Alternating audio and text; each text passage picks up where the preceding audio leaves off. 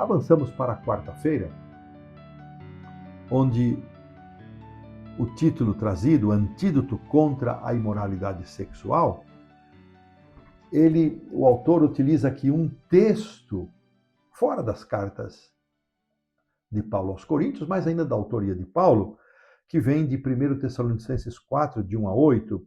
E eu vou pedir para a produção colocar aqui o verso 3, eu vou achar rapidinho aqui na minha Bíblia, né? Esta primeira carta de Tessalonicenses 4, e a lição traz de 1 a 8, mas eu vou pedir aqui a produção colocar apenas o verso 3. Deixa eu estou aqui fora de lugar. Então, aqui sim. Vamos lá. Verso 3, 1 Tessalonicenses. Pois esta é a vontade de Deus, a vossa santificação, que vos abstenhais da prostituição. Veja, irmãos, embora Paulo esteja aqui escrevendo para uma outra comunidade, e ele escreve essa carta a partir da cidade de Corinto, este mesmo princípio pode ser aplicado para todos os cristãos. O que então acontecia em Corinto e por que tantos problemas? Essa é a pergunta. Bom, Paulo respondeu que esta era uma deturpação do entendimento daquilo que poderia significar a liberdade cristã.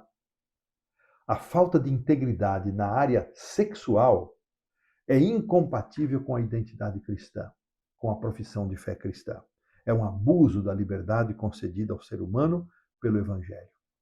Então, pertencemos a Cristo, diz o apóstolo São Paulo, escrevendo ainda aos Coríntios, no capítulo 6, e as duas coisas, elas estão inseparavelmente ligadas.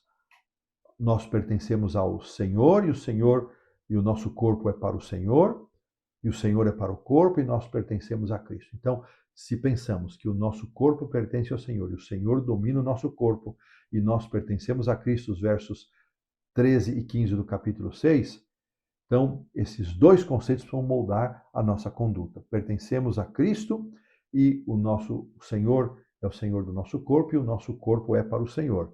Então, estas duas coisas, esses dois conceitos, quando inseparavelmente praticados, eles vão nos ajudar de algumas maneiras. Então, a lição coloca aqui 3 maneiras. Primeiro, nós somos identificados como lavados, santificados e justificados. E aqui é interessante, o autor chama a lição para pecados listados em 1 Coríntios 6, 9 a 10, e depois em várias condutas inadequadas que aparecem no 6, de 12 a 20.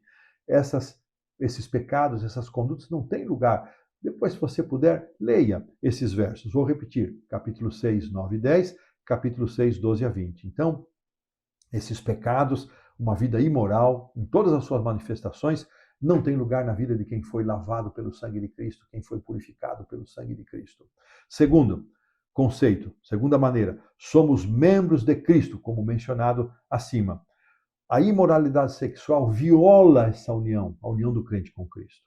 Quem se une a uma pessoa, a uma prostituta, ou seja lá quem for, em uma relação sexual fora do casamento, torna-se uma só pessoa com esta outra e quebra o seu vínculo de unidade com Cristo. Então, a união com Cristo por meio do Espírito deve orientar a nossa vida e as nossas práticas. Terceira maneira, o nosso corpo é o santuário do Espírito Santo, colocado de forma linda aqui nos versos 19 e 20. A única forma de nós vivermos em santidade e integridade nessa questão da moralidade, da conduta sexual, é mantermos um relacionamento com Cristo contínuo, diário, para que Cristo nos fortaleça, para que o Espírito habite em nosso coração e nos afaste do pecado. Então, esta união com Cristo em comunhão, que se manifesta numa vida de pureza, numa vida de princípios puros, é a única forma, irmãos, o único antídoto para nos livrar da imoralidade sexual. E desta maneira, nós colocamos aqui um ponto final na lição da quarta-feira.